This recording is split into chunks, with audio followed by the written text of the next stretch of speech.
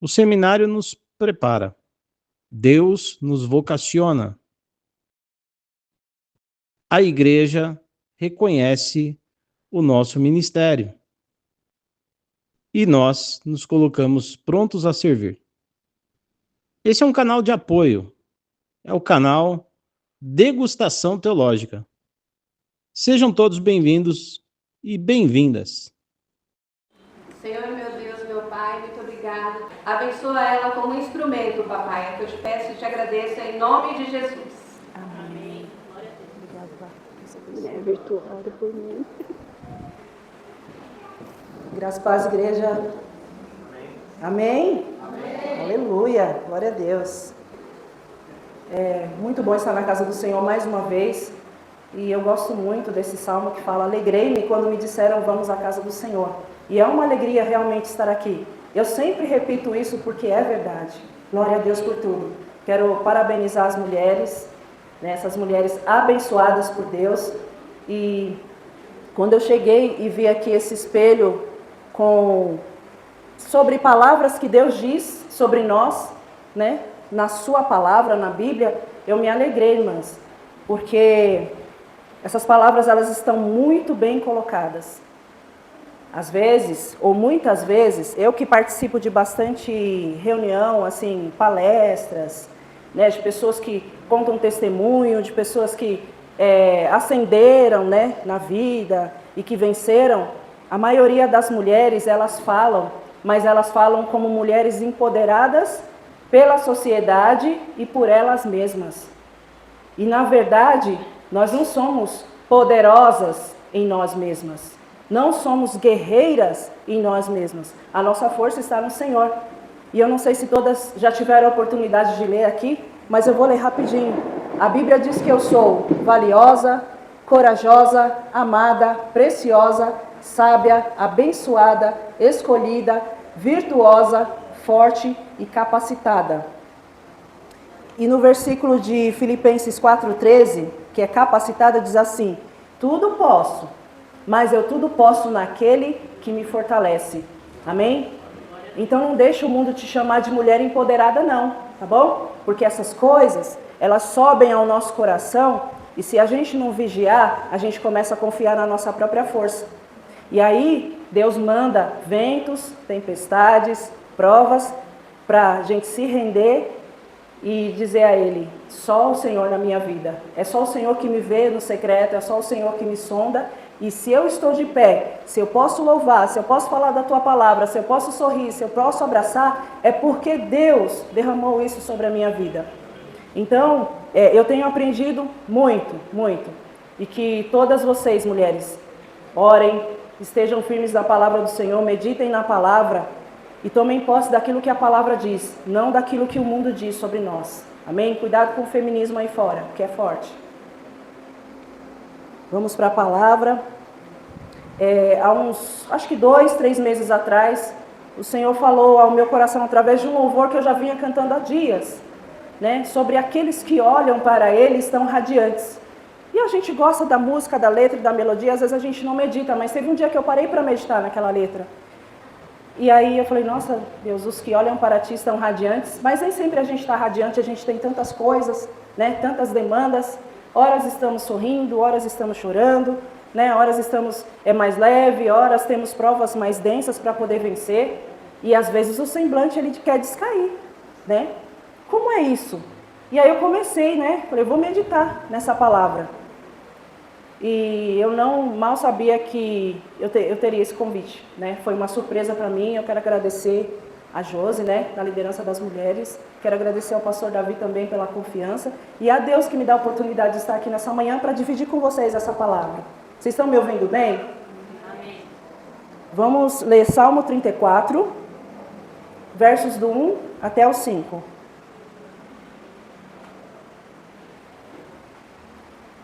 Eu vou precisar bastante de vocês aí, viu, meninos? Fiquem atentos.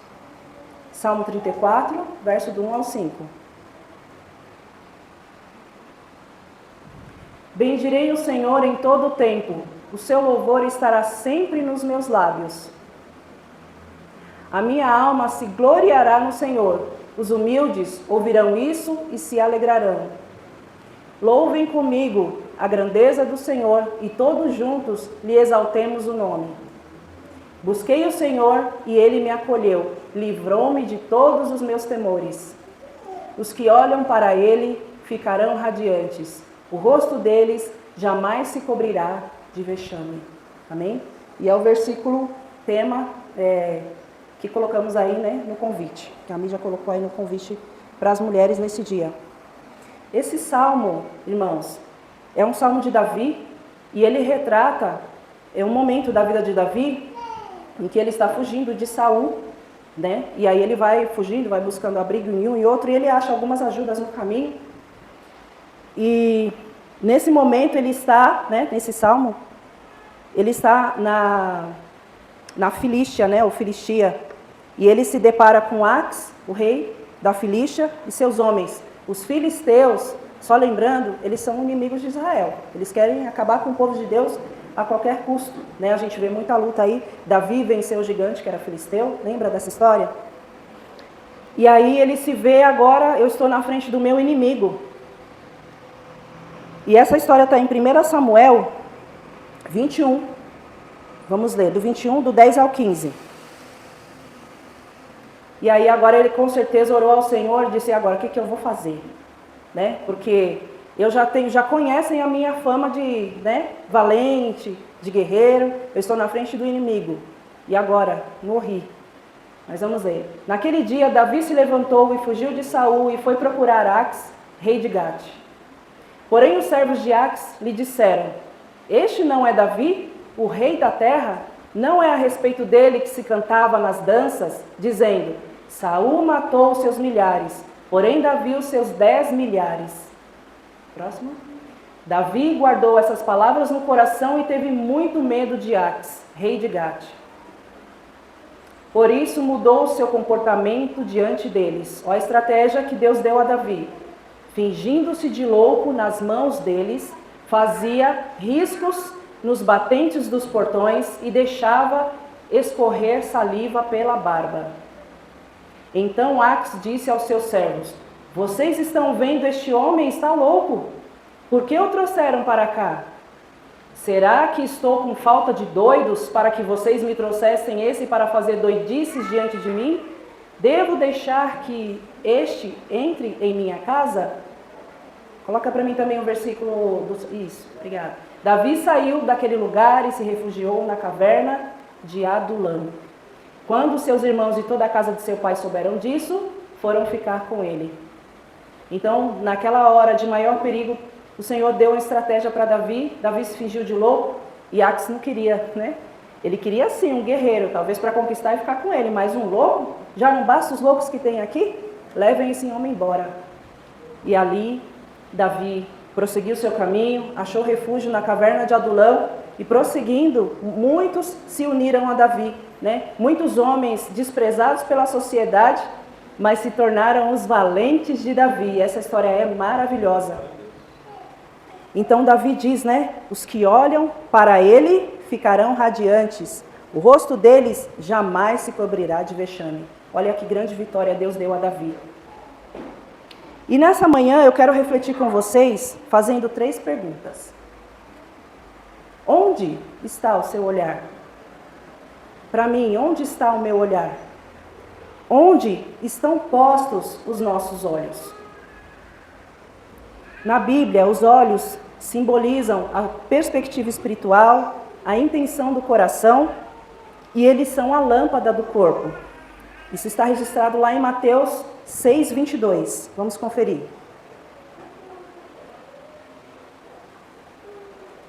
Os olhos são a lâmpada do corpo. Se os seus olhos forem bons, todo o seu corpo será cheio de luz. Próximo.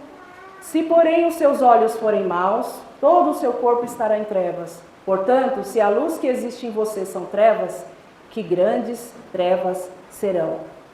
Então, destacando aí o nosso tema, e a pergunta que eu fiz, onde estão os nossos olhos? Será que os nossos olhos são bons ou são maus? Né? Olhando para dentro de nós e refletindo. Nesse versículo fala sobre a candeia. A candeia é um instrumento de iluminação feito de barro, movido a azeite. E ele representa a luz de Deus, a verdade de Deus, a palavra de Deus. Lá em Salmo 119, 105 diz que lâmpada para os meus pés é a tua palavra e luz para o meu caminho. E eu achei interessante essa definição de candeia, porque é algo feito de barro e precisa ter o azeite para que possa iluminar, né? E que assim sejam os nossos olhos, eles sejam bons. Esses dias a Josi trouxe uma mensagem falando sobre as distrações, né? E é um tempo que a gente anda muito distraído. O mundo tem muitas luzes piscando e para cada um de nós existe algo que chama a atenção, que nos distrai, que nos leva à tentação, que nos tira dos caminhos do Senhor e faz com que o nosso olhar não esteja primeiro nele, mas esteja nas coisas. E hoje aí as meninas cantaram, né, as mulheres: passarinhos, belas flores, querem me encantar, são vãos terrestres esplendores, mas contemplo o meu lar. Né, lá em Hebreus 12, diz que o Senhor, Ele é autor e consumador da nossa fé, e que nós devemos ter os nossos olhos fixos nele. Porque onde está a nossa esperança, igreja? Está no Senhor, está no porvir, está naquilo que Ele nos prometeu. Nós somos estrangeiros aqui nessa terra, não somos desse reino, somos do reino dos céus.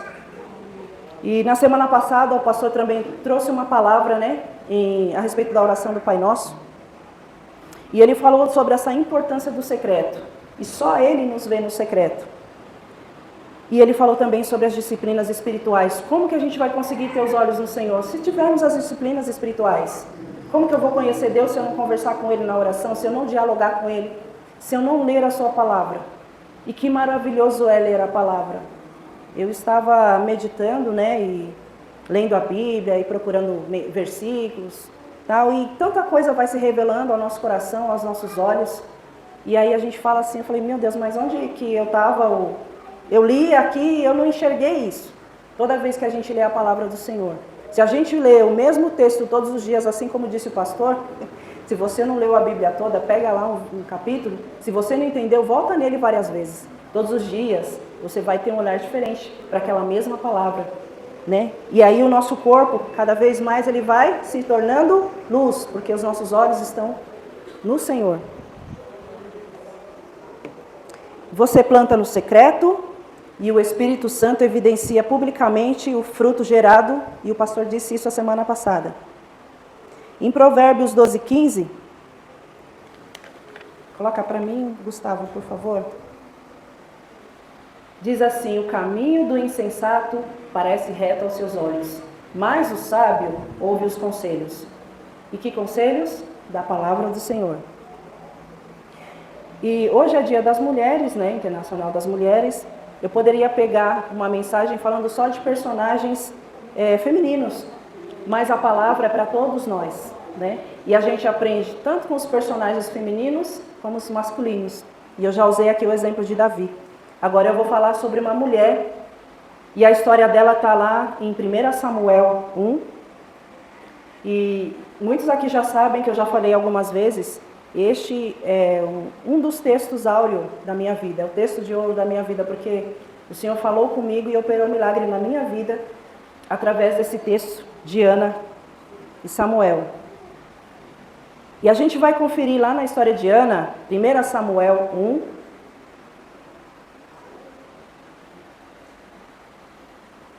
Travou aí, meninas?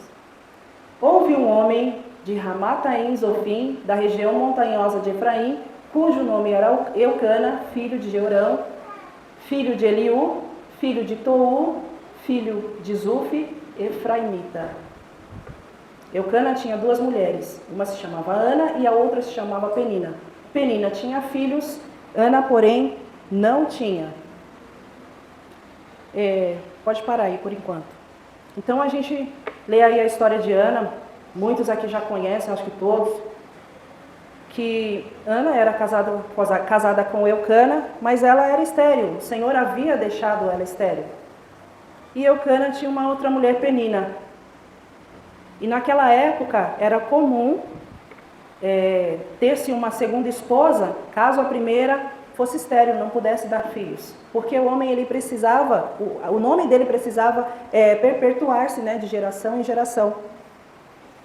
Então, Ana tinha essa pedra de tropeço na vida dela aí, que era Penina. E por que eu falo isso? Porque Penina mexia demais com ela, provocava, humilhava Ana. E na segunda-feira a gente estava na nossa reunião em Betânia, e o Senhor nos trouxe uma revelação assim maravilhosa, né, que a Vitória trouxe e a Gi depois confirmou, sobre a atitude de Ana. Ana passou por tudo o que ela passou, mas sabe qual foi a atitude dela?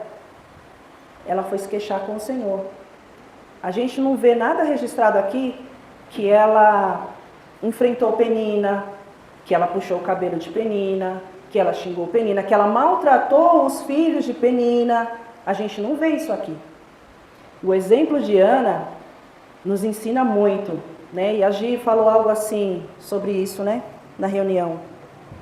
Que ali no tempo de mesa que eles estavam comendo, Ana apenas se calou, se levantou e foi orar. Glória a Deus por isso. E essa deve ser a nossa atitude. Cada uma de nós, ou cada um de nós tem um temperamento. Uns são mais calmos, mais tranquilos. Outros têm a justiça na veia, eu quero ver justiça. Outros são mais agitados, sanguíneos. Mas nós devemos ser conformados à imagem de Cristo. E deixar que o Espírito Santo de Deus produza em nós o seu fruto. Então haverá equilíbrio no nosso temperamento, no nosso caráter. E nós saberemos como agir na hora certa. Amém, irmãs? Muitas das vezes a gente quer agir logo, quer fazer algo logo, isso não pode acontecer, não pode ser desse jeito, eu vou responder e eu vou falar uma coisa aqui para vocês. No dia seguinte, eu recebi no Instagram um vídeo, pequeno vídeo, e eu assisti aquele vídeo, assim, eu vou falar para vocês, a maioria das pessoas que estão nas minhas redes sociais, elas são selecionadas, e eu não gosto muito de estar, sabe, com besteiras, vendo coisas que não vai me edificar. Mas quem me enviou o vídeo é alguém do meu círculo de convivência, né? E aí eu fui assistir o vídeo. Ô, irmãs, aquele vídeo bateu assim no meu coração, aquela mensagem me entristeceu na hora, gente. Eu fiquei muito triste. E aí eu pensei em escrever alguma coisa, mas eu não escrevi nada. Eu falei, eu aprendi mais uma vez com Ana, na noite passada, que eu devo levar isso a Deus. E eu dobrei os meus joelhos diante de Deus e falei, Senhor, eu vou entregar essa situação nas tuas mãos. Isso me ofendeu, isso não é uma verdade. E eu vou falar uma coisa para vocês. Eu não sei o que se passa integralmente dentro da sua casa. E nem você sabe o que se passa integralmente dentro da minha casa. E às vezes as pessoas pensam que estão fazendo bem, né, Mateus? Mandam algumas coisas para a gente, dão algumas dicas, mas na verdade não estão. Então, irmãos, quando a gente for compartilhar algo, peça sabedoria ao Senhor para você mandar para alguém, porque às vezes você pode atingir aquela pessoa de forma tão forte, né? E que ela pode ficar ali muitos dias ferida. Mas eu entreguei nas mãos do Senhor e eu disse, o Senhor me vê no meu secreto, dentro da minha casa, sabe das minhas atitudes e sabe como eu tenho conduzido todas as coisas aqui e não é por mim, é pelo Senhor. Então está nas tuas mãos. E interessante que de tarde, né, a pessoa que me enviou o vídeo tentou se desculpar de alguma forma. Eu falei, isso foi ação do Senhor. Mas eu não disse nada. Eu apenas dei o silêncio para a pessoa parar e refletir que não é qualquer coisa que a gente manda para o outro. Amém? Então o que eu quero destacar aqui na vida de Ana é que, em vez de ela colocar os olhos no seu problema, por mais que ela se entristecesse por não ser mãe e pedisse aquilo ao Senhor, mas ela foi a Deus, ela olhou para Ele, né? E a gente vai ver aí a partir do versículo 9, a oração de Ana. Certa vez, após terem comido e bebido em Siló, Ana se levantou, quando o sacerdote Eli estava sentado na sua cadeira, junto a um pilar do templo do Senhor. E Ana, com amargura de alma, orou ao Senhor e chorou muito. Ela fez um voto dizendo, Senhor dos exércitos, se de fato olhares para a aflição da tua serva, e te lembrares de mim, e não te esqueceres da tua serva, e lhe deres um filho homem, eu dedicarei ao Senhor por todos os dias da sua vida, e sobre a cabeça dele não passará navalha. Ana continuava a orar diante do Senhor e o sacerdote Eli começou a observar o movimento dos lábios dela. Porque Ana só falava em seu coração, os seus lábios se moviam, porém não se ouvia voz nenhuma. Por isso ele pensou que ela estava embriagada. E lhe disse: até quando você vai ficar embriagada? Trate de ficar longe do vinho. Porém Ana respondeu: não, meu senhor, eu sou uma mulher angustiada de espírito, não bebi vinho nem bebida forte, apenas estava derramando a minha alma diante do Senhor. Não pense que essa sua serva é ímpia, eu estava orando assim até agora, porque é grande a minha ansiedade e a minha aflição. Coloca para mim o versículo 18. É o próximo. Ana respondeu: que eu possa encontrar favor aos seus olhos. Então ela seguiu o caminho, comeu alguma coisa e o seu semblante já não era triste. Próximo. E aí, no versículo anterior, diz que o Senhor se lembrou dela, né? E aí Ana ficou grávida e, passando o devido tempo, teve um filho, a quem deu o nome de Samuel, pois dizia: do Senhor o pedi. Amém? Ana olhou para o Senhor, ela clamou a Deus. E o seu semblante ficou alegre. Ela não, por um tempo, ela passou por um tempo de vergonha, né? Mas ela não foi envergonhada, porque o Senhor fez um milagre na vida dela. Amém? Ela olhou para o Senhor e se tornou radiante.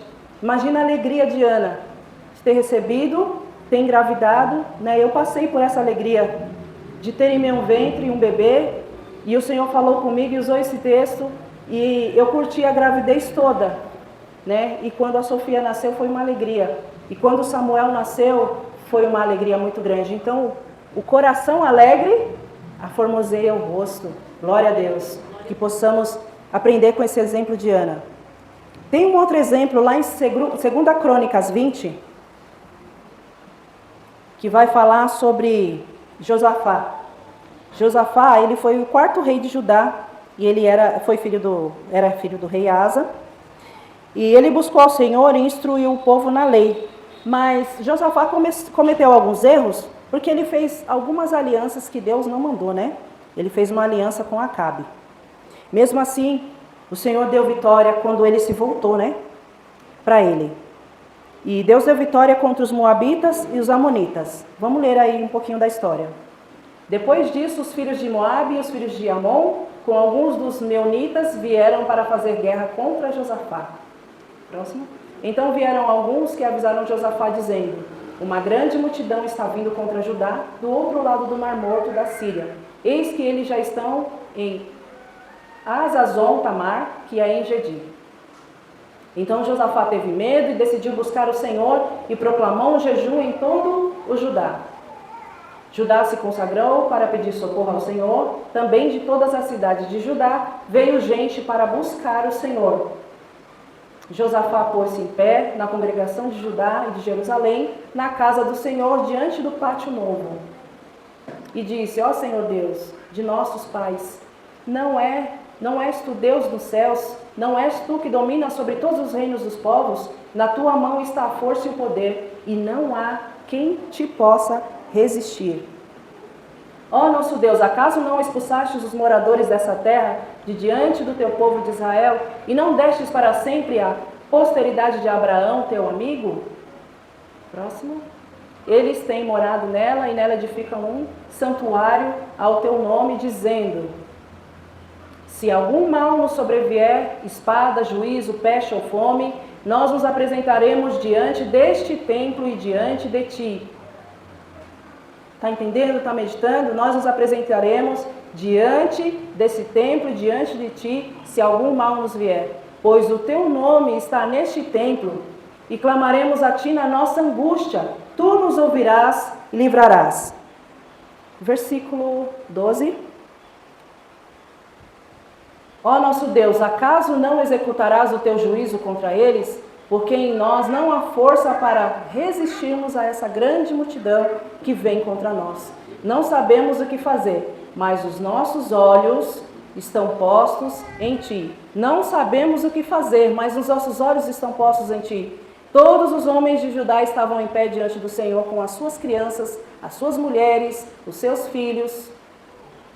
Então, no meio da congregação, o Espírito do Senhor veio sobre Jaaziel, filho de Zacarias, filho de Benaia, filho de Jeiel, filho de Matanias, levita dos filhos de Asaf.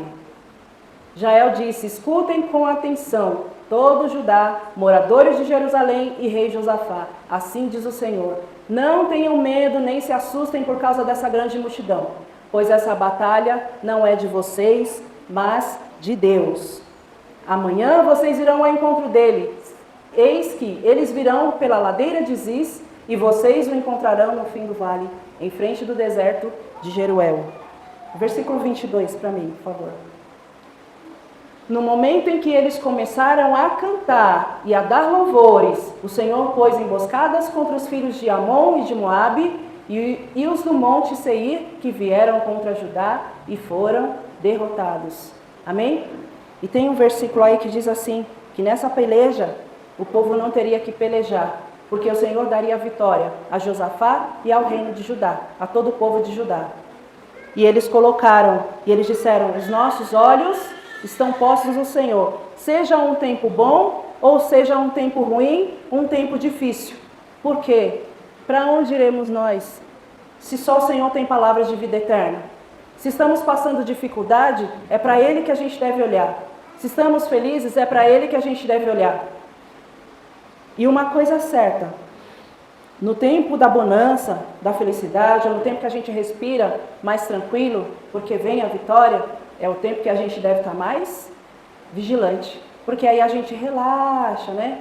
Tá tudo muito bom, tá tudo muito tranquilo.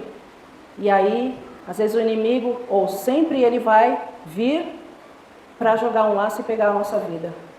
Então não se distraia, irmãos. Não se distraia. Fique firme e constante. Olhe para o Senhor no tempo da bonança e no tempo da provação. E aliás, no tempo da provação é o tempo que a gente mais coloca os olhos no Senhor, né? E deve ser assim. Eu quero falar agora sobre um outro personagem bíblico lá no Novo Testamento, que é Simeão. E eu estava lendo mais uma vez a história de Simeão e eu fiquei apaixonada por essa história. Que coisa linda. Está lá em Lucas 2, 21 e 22.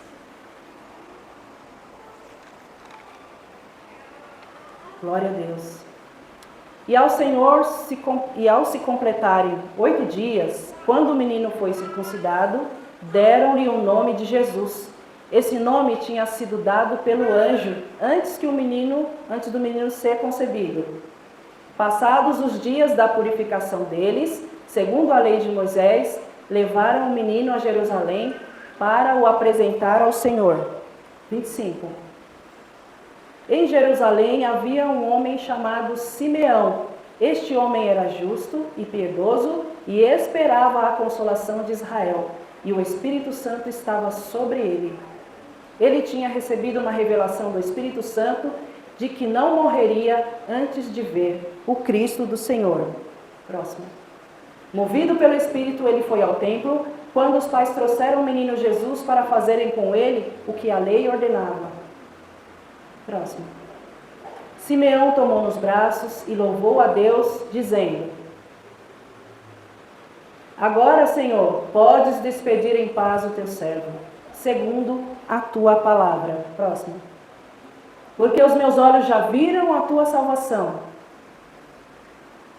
a qual preparastes diante de todos os povos, luz para a revelação aos gentios e para a glória do teu povo de Israel. E o pai e a mãe do menino estavam admirados com o que se dizia a respeito dele. Amém? E eu li algo numa Bíblia de estudo que eu achei assim impressionante. Um teólogo escocês chamado Alexander White escreveu que Simeão foi escolhido para traduzir o livro de Isaías do hebraico para o grego. Tudo ia bem quando ele se deparou com a profecia: eis que a virgem conceberá e dará à luz um filho e o chamará de Emanuel, que está lá em Isaías 7,14. Diante dessa palavra, ele se recusou a aceitar essa impossibilidade. Como que uma virgem vai dar à luz um filho? Como que é isso? Isso não existe. E aí ele escreve assim: jogando fora a sua pena em frustração. A pena, né, aquilo que ele usava para escrever. Naquela noite um anjo apareceu a ele, dizendo que ele viveria até ver essa profecia cumprida. E Simeão viveu para ver a profecia cumprida, né? A promessa que Deus havia feito a ele, que ele veria a salvação de Israel. E ele teve o prazer, o gozo de pegar Jesus nos braços e profetizou sobre a vida dele. O cenário na época em que Jesus nasceu, ele era marcado por opressão do Império Romano, né? Que oprimia os judeus. Cobravam impostos e tudo mais, o povo era muito oprimido. Mas diante de todo esse cenário e da promessa que Deus já havia feito a Simeão, ele creu, até que a promessa se cumpriu. E por mais que o cenário fosse adverso, ele profetizou sobre a vida de Jesus e ele colocou os seus olhos, né, literalmente, no menino Jesus. E ele nos ensina, mantenha os seus olhos, mantenha o foco, né? Força, foco e fé, né? Tem uma frase aí que tem aí nas camisetas, em todo lugar. Glória a Deus. Eu quero falar também, já partindo para o final, sobre a mulher do fluxo de sangue. Nós já conhecemos essa história que está lá em Lucas 2. Essa mulher, ela sofria 12 anos com esse fluxo. E segundo a lei de Moisés, lá em Levítico, a mulher, né, quando estava no seu período mensal, no seu período menstrual, por 7 dias ela ficaria impura e ninguém podia tocá-la ou sentar no lugar que ela estava, né? Era tudo para um ritual de purificação, não que ela fosse rejeitada por Deus, jamais. Mas essa mulher, ela tinha um problema de hemorragia, já vinha há 12 anos com esse problema. E ela procurou médicos e gastou tudo o que tinha. Era uma pessoa de posses, a Bíblia diz. E ela gastou tudo que ela tinha. Médicos em tratamento e nada resolveu. Mas ela não perdeu a esperança. Em algum momento ela ouviu falar de Jesus, daquele que curava, daquele que tinha um olhar diferente, um olhar terno pelos pobres, necessitados, pelos doentes. E ela decidiu enfrentar uma multidão para ela chegar perto de Jesus. E esse é um dos textos também que mexe muito comigo, porque ela teve coragem. Talvez, ou certamente, ela era já uma mulher bem franzina, debilitada, porque a mulher, quando ela tem uma perca muito grande de sangue, ela fica anêmica. E é difícil, às vezes, de curar essa anemia. Eu conheço casos assim. Mas ela enfrentou tudo aquilo, a multidão, os julgamentos, o empurra, né? E foi. E ela conseguiu. Ela disse, se somente eu tocar na orla dos vestidos dele, das suas vestes, eu vou ser curada. Ela teve fé. Ela colocou os olhos dela, primeiro em Jesus. Ela enfrentou muitas dificuldades. Mas ela traçou um objetivo e ela chegou lá. E ela queria sair caladinha, quando ela conseguiu tocar nas vestes de Jesus. E recebeu o milagre, porque ela sentiu em seu corpo a cura, ela queria sair anonimamente, assim como ela chegou. Mas Jesus evidenciou. Aquele que nos vê no secreto, ele depois evidencia através dos frutos. Não é isso, pastor? E aí ela recebeu a cura, e o Senhor disse, a sua fé te salvou.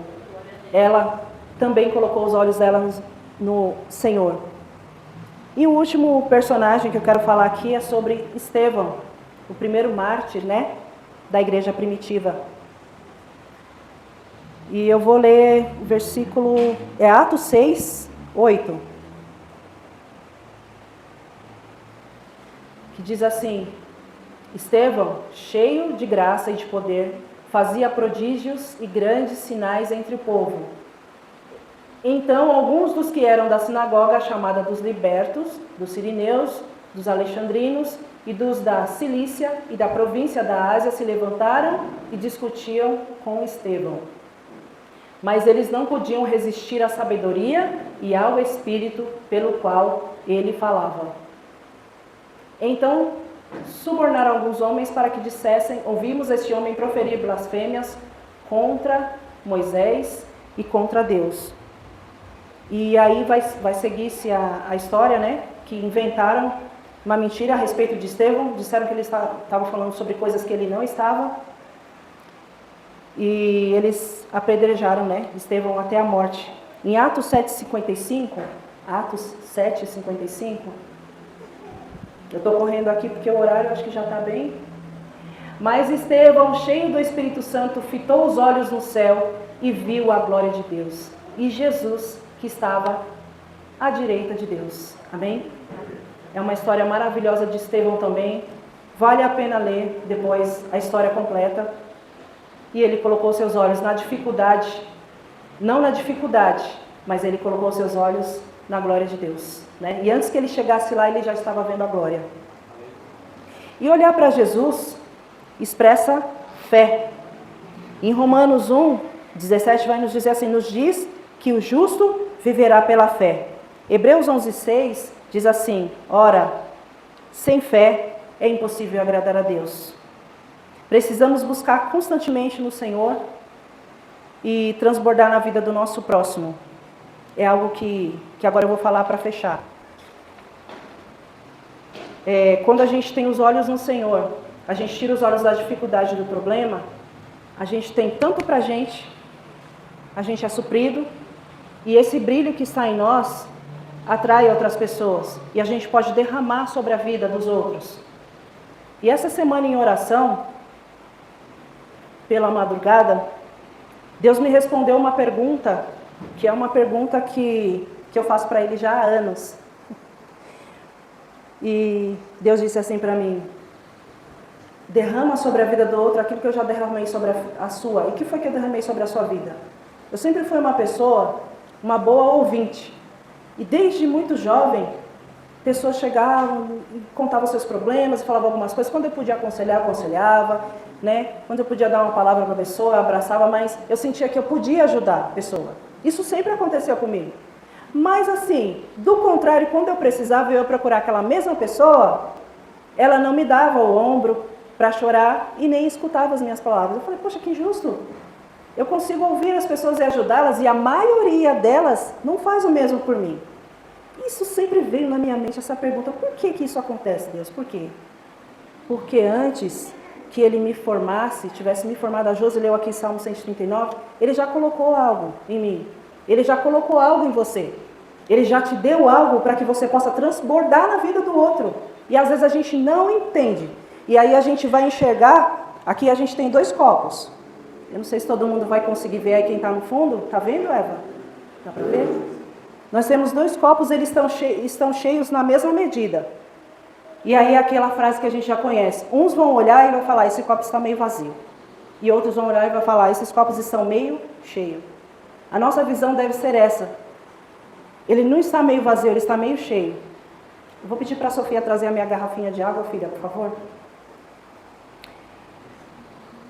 E aí, enquanto eu fazia esse questionamento a Deus por diversas vezes, e às vezes eu queria me colocar num lugar de ficar triste, ou de ninguém me ama, ninguém me quer, ninguém quer me ouvir, eu ouço as pessoas me rejeitam, mas o Senhor vai nos ensinando. E aí a irmã Lourdes, na segunda-feira, falou em Betânia, ela falou assim, sabe essa coisa de carência? Eu não tenho isso. Por quê?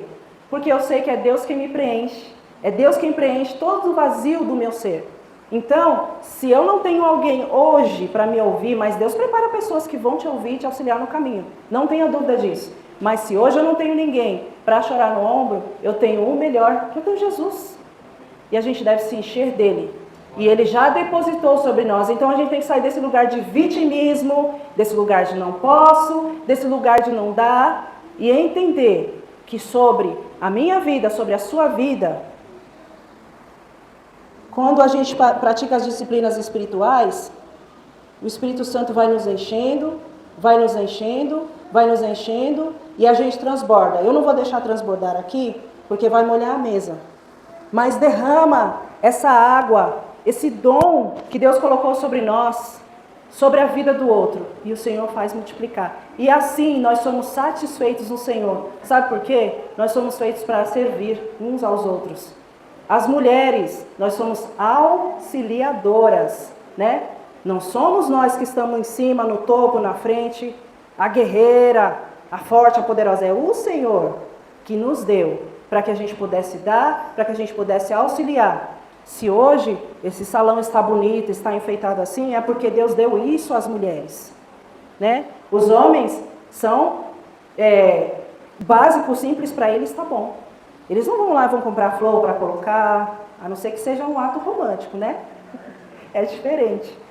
Mas assim, tá bonito e a gente enfeita esse lugar, e não só enfeita, mas a gente serve. Amém? Então, quando os nossos olhos estão nele, as nossas lutas, as nossas amarguras e feridas, ele vai curando, ele vai tirando e diz pra gente: você é capaz e eu quero que você derrame sobre a vida do seu próximo. Amém? Então, para encerrar,